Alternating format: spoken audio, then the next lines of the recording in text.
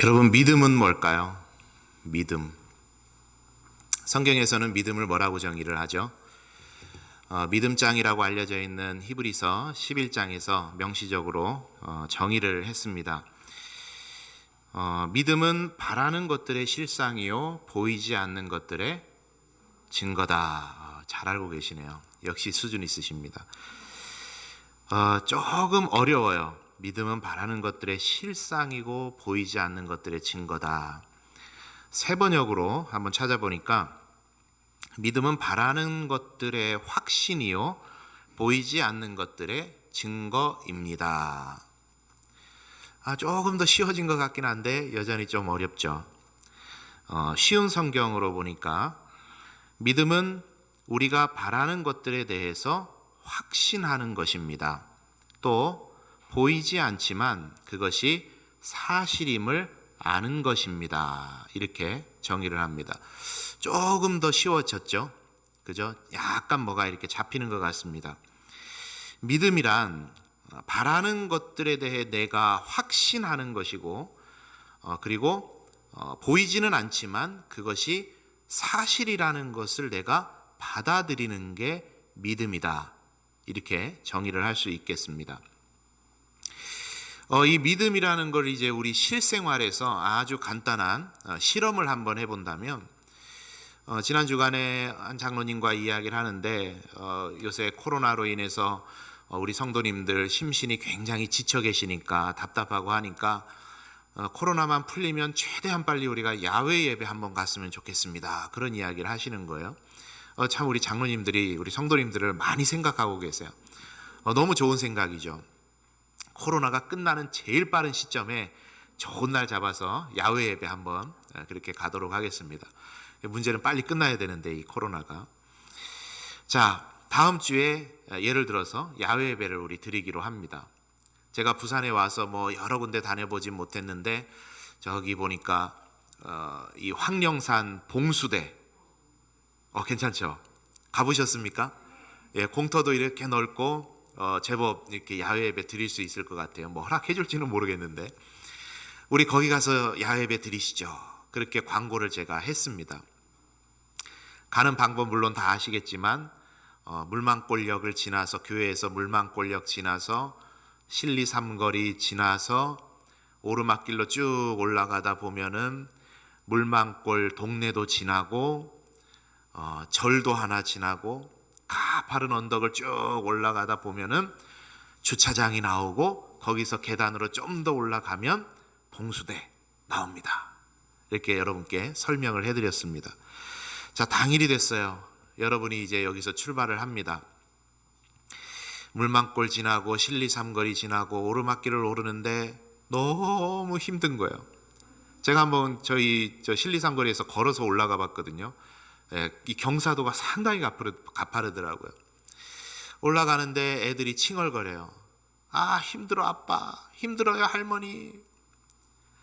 같이 가는 사랑방원들이 물어봅니다. 진짜 여기 맞아요? 이렇게 힘든데 여기서 예배를 드린다고요? 그러면 여러분 뭐라 그러시겠어요? 아니야, 김지현 목사님이 기다린다 그랬어. 가면 있을 거야. 거기서 우리 예배 드릴 수 있을 거야. 그리고 열심히 올라가요. 힘들죠. 목마르죠. 다리 아프죠. 알배기일 것 같죠. 그런데 올라갑니다. 올라가 보니 봉수대에 도착해 보니 김지현 목사가 있어요 없어요? 있어요. 역시 믿음이 좋으십니다. 네. 있어요. 여러분, 간단한 이야기로 들려드리는 거지만 믿음에 대해서 우리가 정의해 볼 수 있는 아주 중요한 원리가 이 안에 들어 있습니다. 믿으면 어떻게 해요? 믿으면 가요. 믿으면 갑니다. 그래서 야고보 사도가 야고보서를 통해서 우리들에게 해주는 이야기가 뭡니까? 믿음은 행함으로 드러난다. 이렇게 이야기를 하는 거예요. 그러니까 믿으면 간다. 믿으면 행하게 된다. 이게 믿음의 참 중요한 속성입니다. 자, 그런데 일반적으로 정의할 때 믿으면 갑니다, 믿으면 행한다 이렇게 이야기할 수도 있겠는데, 근데 이 정의는 사실 약간 부족합니다. 왜냐? 안 믿어도 갈 수는 있어요. 이스라엘 백성이 출애굽을 합니다. 요새 핀셋 방역 뭐 이런 이야기 하는데, 하나님께서 이스라엘 백성들만을 핀셋처럼 딱딱 집어내셔가지고 출애굽시키셨습니까? 그렇지가 않았어요. 성경에 보니까 잡족들이 함께 갔다 이렇게 기록을 하거든요. 잡족. 왜 성경을 좀 어감이 좀 이런데, 그런데 왜 이렇게 번역을 했는지, 잡족들이 같이 갔대요. 이 잡족들이라는 사람들이 어떤 사람일까? 가까이 지내던 사람들, 이방 민족이지만 하나님을 알던 사람들, 네가 가니 나도 간다 하는 사람들, 도박처럼 이스라엘을 택할까 애굽을 택할까 생각하다 보니까 지금은 이스라엘이 대세인 것 같다. 이스라엘의 인생을 건 사람들, 술에 깨보니 어쩌다가 광야에 나가 있는 사람들, 그런 사람들이 이스라엘 백성의 출애굽 여정에 함께 갔다라는 거예요. 하나님에 대한 믿음은 없지만 가는 건 가능해요. 자, 그런데 문제가 어디서 발생하냐? 민수기의 말씀에 가면은 만나와 메추라기 사건 앞에 이런 기록이 있습니다. 그들 중에 섞여 사는 다른 인종들이 탐욕을 품음에 이스라엘 자손도 다시 울며 이르되, 이런 표현이 있어요. 여기에서 말하는 섞여 사는 다른 인종들이 누구죠? 출애굽 당시에 있었던 잡족들입니다.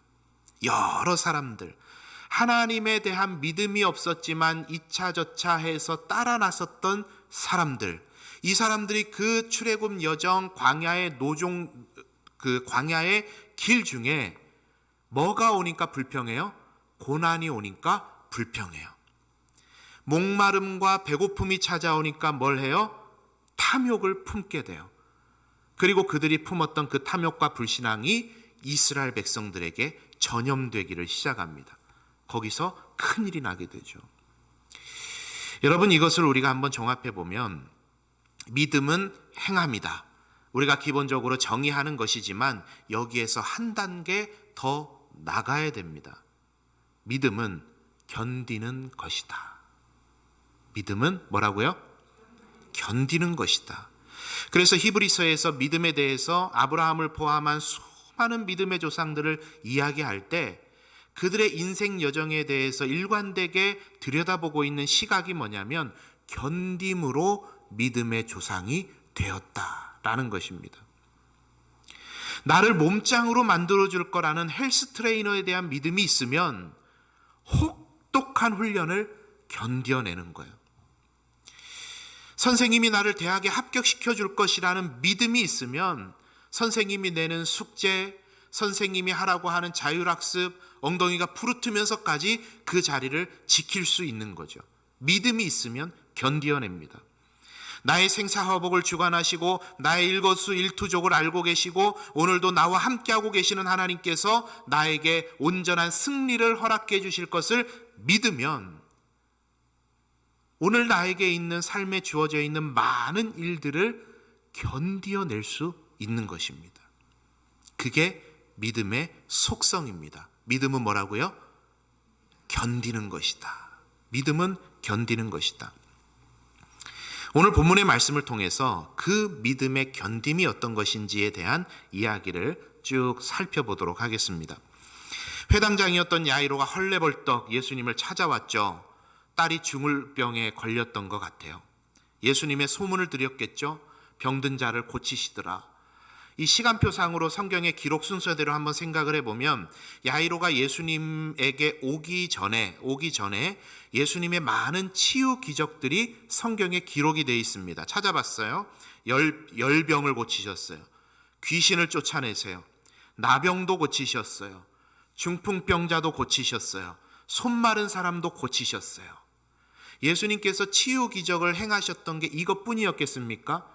예수님께서 행하신 일을 기록하려면 온 세상이라도 두기 부족할 줄 아노라 말씀하신 것처럼 예수님이 어떤 포인트 되는 사건들을 기록해 놓은 것뿐이지 얼마나 많은 사람들을 고치셨겠습니까? 그 소문을 들었던 거죠. 그리고 예수님께 이 야이로가 오게 된 겁니다.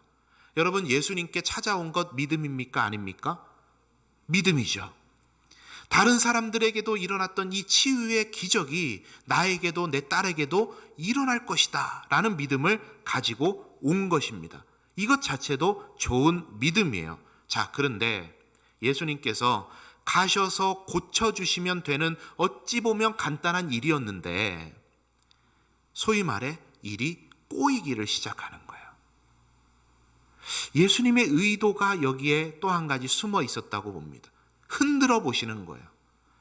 여러분, 사람은요, 흔들어 보면 그 사람의 믿음의 수준이 나옵니다.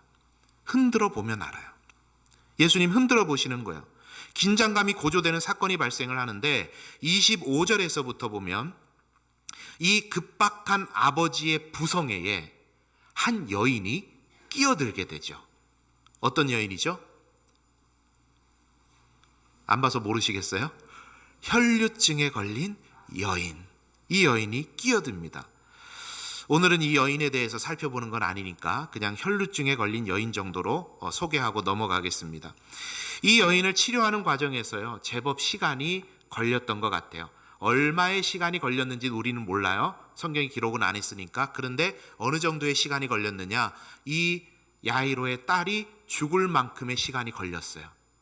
그러면 시간이 10분이 걸렸건 20분이 걸렸건 3시간이 걸렸건 4시간이 걸렸건 중요한 건 뭡니까? 내 딸이 죽은 게 너무 가슴 아픈 일 아니겠어요?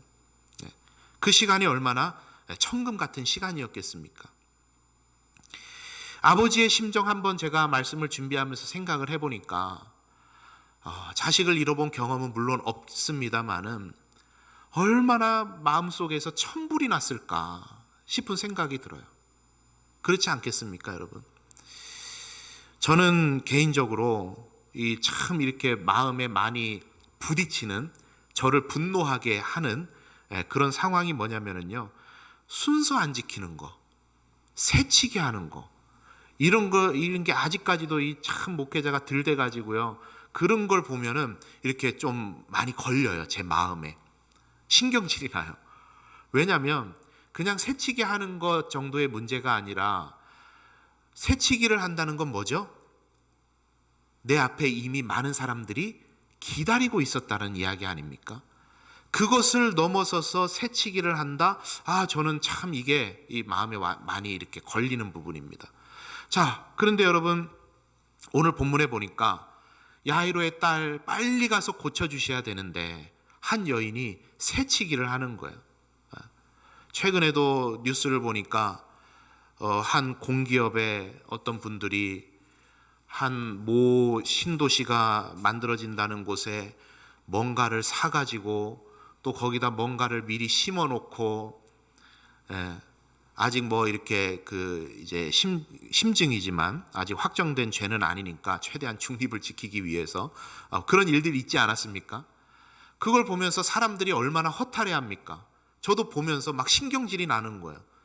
자신의 가진 어떤 권위를 사용해서, 위치를 사용해서 소위 말하는 갑질이라고도 할 수 있겠죠. 갑질을 통해서 많은 사람들을 이 상실감에 빠져들게 하는 참 안 좋은 일이다 싶습니다.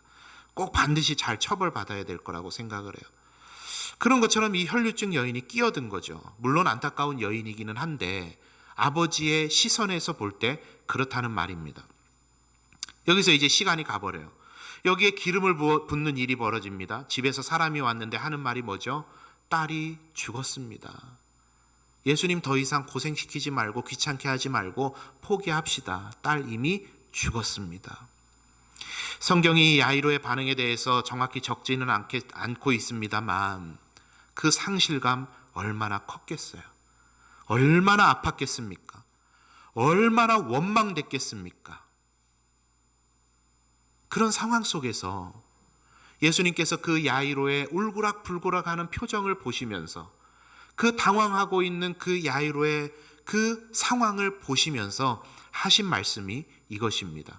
우리 36절의 말씀을 같이 한번 보겠습니다. 36절 읽어봅니다. 시작. 예수께서 그 하는 말을 곁에서 들으시고 회당장에게 이르시되 두려워하지 말고 믿기만 하라 하시고, 여기에서 두려워하지 말라 할 때 두려워하다라는 단어가 경악하다, 놀라다, 이런 의미를 가지는 단어입니다. 두려워하지 말고 놀라지 말아라 하시면서 하시는 말씀이 믿기만 해라, 이 이야기를 하세요. 믿기만 해라. 이것을 다른 말로 바꿔보면 어떤 말이냐, 네가 여기까지 나를 찾아온 것도 참 좋은 믿음이다. 너 믿음 가지고 나오지 않았냐?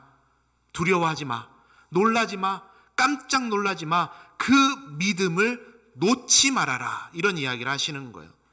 이 말에 담긴 의미가 한 단계 더 나아가 보면 이런 뉘앙스를 가지고 있는 것이죠. 그 믿음 놓지 않고 있으면 무슨 일이 일어날 거다. 그 암시를 예수님 지금 하시는 거예요. 너 믿음 가지고 여기 왔잖아. 지금 당황스러운 건 알겠는데 그거 가지고 너무 당황스러워하지 마, 놀라지 마, 두려워하지 마. 그 믿음 붙잡고 있으면 앞으로 뭔가가 일어날 거야. 그러니까 그 믿음만큼은 네가 놓지 말아라, 그 이야기 하시는 거죠. 그리고 예수님 이제 소녀에게 찾아가십니다. 소녀가 죽은 게 아니라 잔다 라고 하자 주변 사람들이 모두 비웃어요. 이런 일을 도무지 경험해 본 적이 없거든요. 그리고 예수님 그 소녀를 살리시는데, 자, 그 기적을 이렇게 일으키셨습니다. 41절을 우리 같이 읽어보겠습니다. 41절 시작. 그 아이의 손을 잡고 이르시되 달리다 꿈 하시니, 번역하면 곧 내가 내게 말하노니 소녀야 일어나라 하심이라. 아멘. 저는 말씀을 보는데 이게 궁금한 거죠. 예수님께서 나지막한 소리로 달리다 꿈 이렇게 하셨을까? 아니면 달리다 꿈 하시면서 하늘을 우러러서 소리치셨을까? 어떤 게 좋으세요? 예, 두 개 다 괜찮아요? 예, 제가 설교할 때 한번 적용해 보려고요. 뭘 좋아하시나? 예, 달리다 꿈 하셨습니다. 그랬더니 기적이 일어났는데, 여러분 달리다 꿈 무슨 뜻이죠? 소녀야 일어나라. 이게 아람어입니다. 신약 성경에는 이 헬라어로 신약 성경이 쓰여 있지만 예수님 당시의 제자들과 예수님이 일반적으로 사용하시던 일상의 언어는 이 아람어였습니다. 이 아람어를 헬라어로 번역을 해서 성경이 전해지는데, 아람어의 어떤 고유한 뜻이나 언어가 가진 배경들을 부각시킬 때는 이 아람어를 그대로 헬라어로 음역해서 적어놓은 구절들이 많이 있어요. 이 달리다 꿈이 아람어입니다. 달리다, 소녀야, 쿰, 일어나라. 쿰 하기도 하고 쿰미 하기도 하는데, 쿰, 일어나라는 선포입니다. 여러분 다시 아버지의 심정으로 돌아가 보시죠. 소녀가 일어났어요. 딸이 일어났어요. 어땠을까요? 지금까지 지옥을 살다가 천국에 들어가는 기분 아니었겠습니까? 소녀가 일어나게 되는 중간의 사건들 빼고 아버지에게 하셨던 말로 한번 다시 돌아가 본다면, 경악스럽고 놀랍고 두려운 일로 인해서 내 삶이 짓눌리고 억압되고 매이고 내가 완전히 주저앉아 있었는데, 내 삶이 다시금 일어나게 된 겁니다. 그 기적의 현장인 거예요. 이 사건을 조금 더 단순화해서 머리에 그려본다면, 예수님에 대한 믿음 가지고 예수님에게 찾아왔습니다. 예수님을 모시고 딸에게 가는 동안에 예기치 못한 일과 아픔의 일들, 심리적 갈등과 아픔들이 그에게 찾아왔습니다. 그러나 예수님의 말씀처럼 믿기만 해라, 그 믿음 저버리지 않았더니, 그 말에 의지하여 그 시간을 내가 견디어냈더니 뭐가 일어나요? 일어나게 되는 일이 일어나게 됐다라는 이야기예요.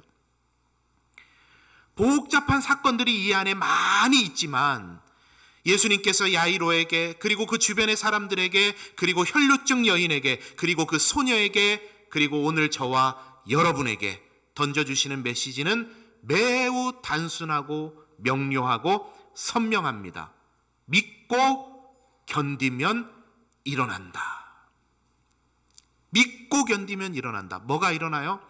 하나님의 놀라운 기적이 일어난다. 이것을 오늘 본문은 우리에게 말해주고 있는 것입니다. 우리 사랑하는 성도님들, 여러분의 삶에도 이 쿰 일어나는 역사가 일어나게 되기를 바랍니다. 여러분의 경제 상황이 쿰 일어나게 되기를 바랍니다.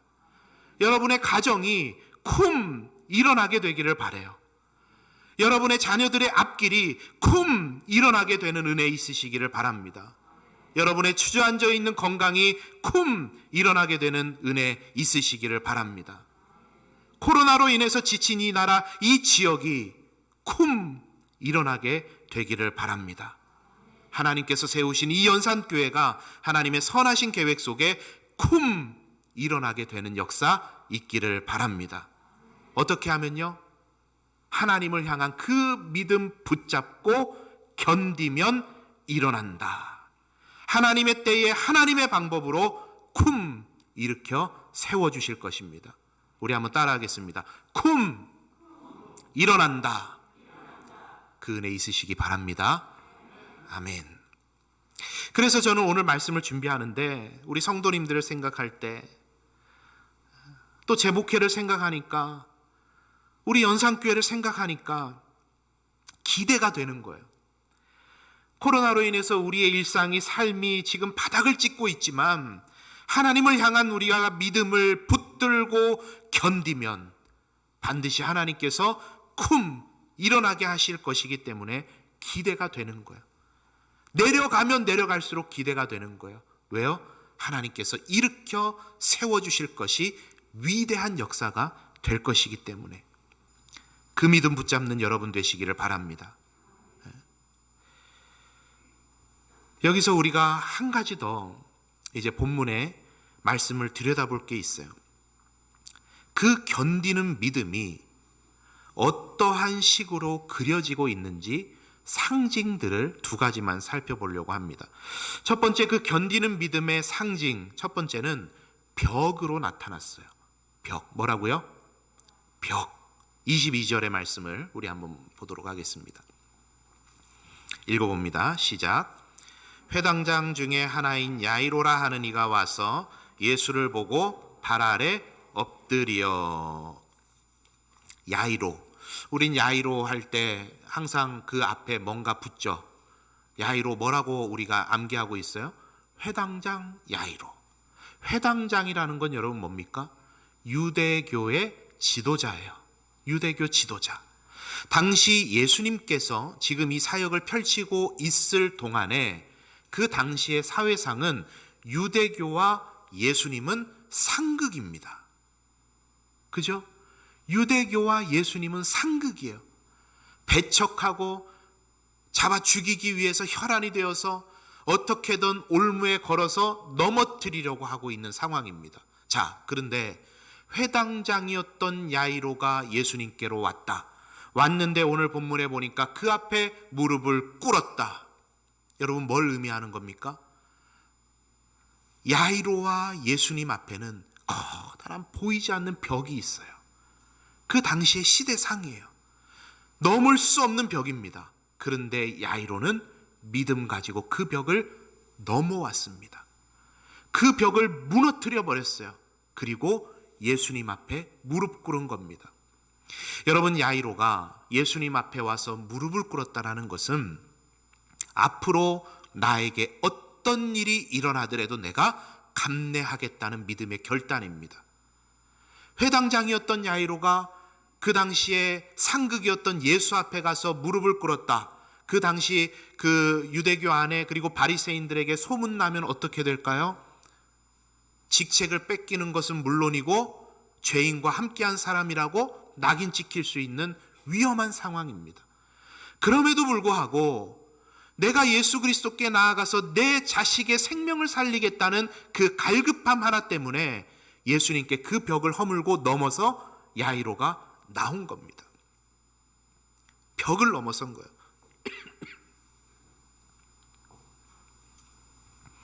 그리고 또 한 명, 혈루증을 앓던 여인.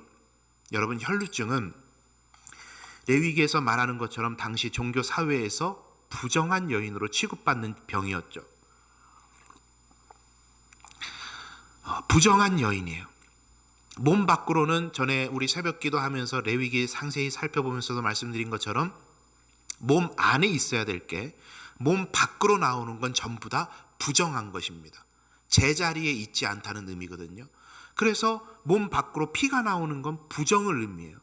혈류증에 걸린 여인은 당시에 그 사회 안에서 부정한 여인으로 취급받아서 일반인들이 거주하는 곳에서 멀리 떨어져 있어야 됐어요. 그런데 그 여인이 그 많은 사람들이 모여있는 예수님이 계시는 그 현장으로 그 병을 가지고 나왔다. 여러분, 이게 무엇을 의미하는 줄 아십니까? 돌에 맞아도 내가 그 돌을 감내하겠다. 내가 만약 돌에 맞아 숨질지언정 내가 이 일을 주님 안에서 해결해야 되겠다. 그 결단으로 예수님 앞에 나온 거예요. 그 사람 많은데. 여인은 율법으로 인해서 일반인들과 부정한 사람들에게 막혀 있었던 그 벽을 허물고 뛰어넘어 예수님께 온 것입니다. 공통점이 뭐죠?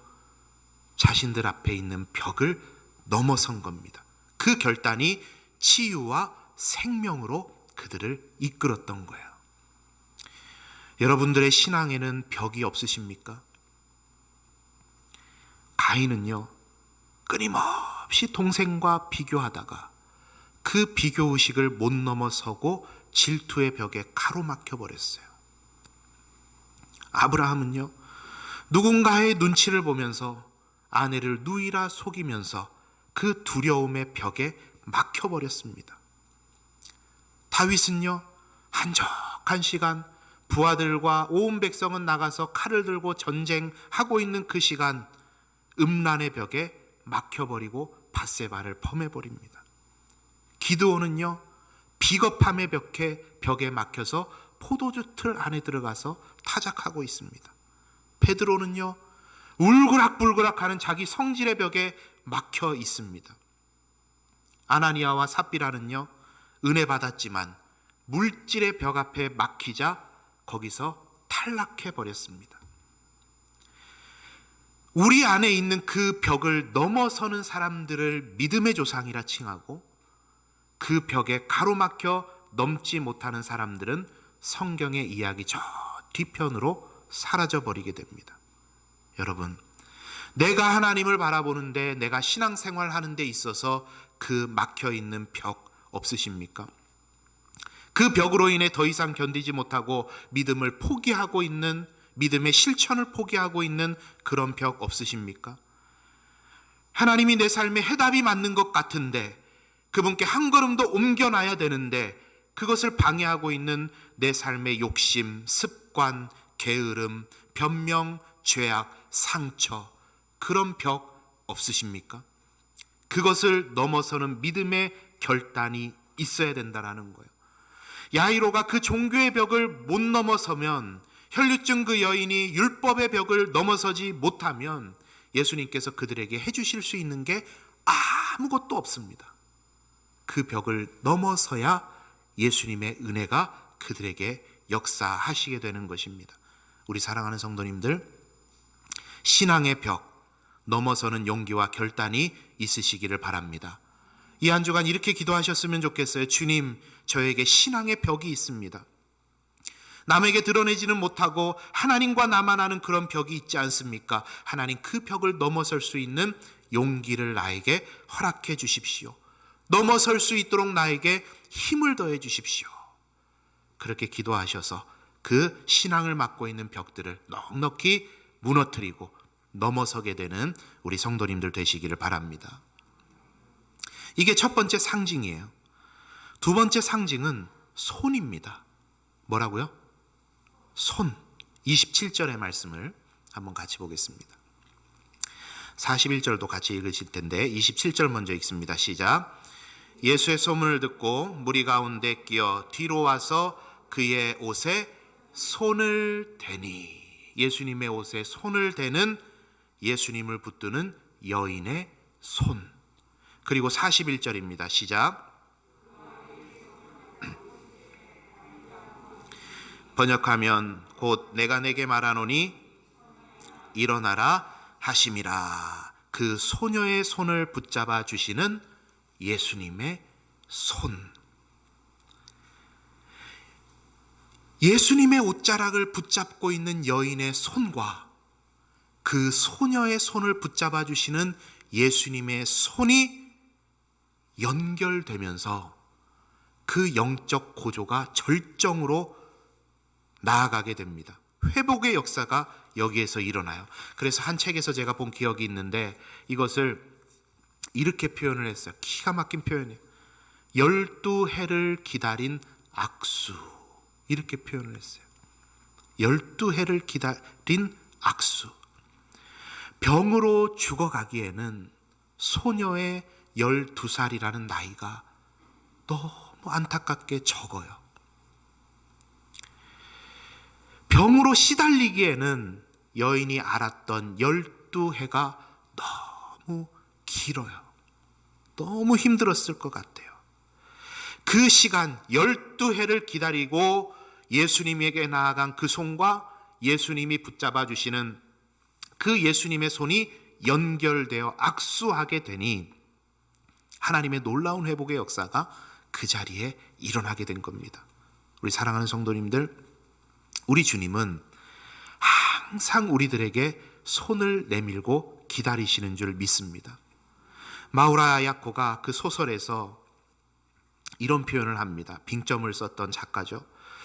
우리가 믿든 믿지 않든 하나님은 종일 우리를 향해 손을 내밀고 계십니다. 그가 병에 걸려서 신앙을 갖게 되고 느꼈던 하나님에 대한 고백입니다. 우리가 믿든 믿지 않든 하나님은 종일 우리를 향해 손 내밀고 계십니다.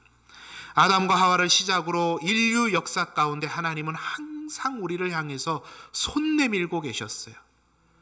아담과 하와가 범죄하여서 스스로 선악과를 따먹고 타락하게 되었을 때조차 하나님은 짐승을 잡아서 그 옷을 만들어 주시면서 창세기 3장 15절을 통해서 여인의 후손이 와서 너희를 구원할 것이라 말씀하시면서 그때부터 이미 우리 하나님은 손 내밀어 주셨습니다. 그리고 성경에 수많은 스토리들이 손 내밀고 붙잡길 기다리고 계시는 하나님에 관한 이야기입니다. 저와 여러분이 오늘 이 자리에 앉아 예배하는 것, 우리 주님의 손 내밀고 계심입니다. 이 한 주간 우리가 맞닥뜨리며 살아가는 삶의 현장에도 동일하게 하나님은 우리에게 손 내밀고 계십니다. 그 손 우리가 뻗어 붙잡기만 하면 우리 주님 저와 여러분을 위해 일해 주시고 넉넉히 모든 시간들을 견디어내게 힘 주시고 능력 주실 줄 믿습니다. 이 한 주간 살아가시는 동안에도 주님, 우리를 향해 뻗고 계시는 그 주님의 손 우리로 하여금 경험하게 도와주십시오. 그리고 나에게 손을 뻗어 그 주님의 손을 붙잡을 수 있는 신앙의 용기를 더해 주십시오. 그렇게 응답받으며 살아가시는 우리 성도님들 다 되시기를 바랍니다. 말씀을 정리하겠습니다. 오늘 말씀을 쭉 살펴보다 보니 야이로의 딸이 살아나게 되는 그 기적의 장면에 어찌 보면 이 혈루증에 걸렸던 여인은 생뚱맞게 왜 여기에 기록이 되어 있을까 싶습니다. 그런데 그 면면을 다 살펴보니 정말로 생뚱맞게 껴있는 사건이 아니에요. 야이로가 나오는 장면, 혈루증에 걸린 여인을 고치시는 장면, 시간이 지체되는 과정, 그 과정을 통해 심리적으로 압박을 받았던 그 순간들, 그리고 예수님께서 소녀를 일으켜 주신 모든 사건이 콜라보가 되어서 하나님의 놀라우신 일을 나타내고 있는 것입니다. 한번 말씀을 정리하면서 이렇게 제가 한번 정리를 해보았습니다. 들어보시죠. 오늘 본문을 통해 우리 주님 이렇게 이야기하고 계십니다. 목숨 살리러 가는 급박한 길에 육신의 질병 고치는 거 뭔가 순서가 잘못된 것 같지. 급하고 중요한 거 먼저 하는 게 맞는 것 같지. 아니야. 나에게는 혈루증이나 죽은 자 살리는 거나 똑같아. 너희는 생명 살리는 게 먼저라 생각하겠지만 나는 똑같아. 그래서 혈류증 걸린 여인 그 중간에 살려준 거야. 그러니 너희들은 나를 믿고 견뎌. 그러면 쿰 일어나게 될 거야. 이것 우리 주님 오늘 우리에게 말씀하고 계십니다. 여러분, 믿음은 견디는 것입니다. 이 한 주간도 주님 손 붙잡고 잘 견디셔서 하나님께서 우리의 삶에 쿰 일어나게 하시는 그 놀라운 은혜를 경험하시는 우리 성도님들 다 되시기를 바랍니다. 우리 함께 이 시간 찬양하고 기도하실 텐데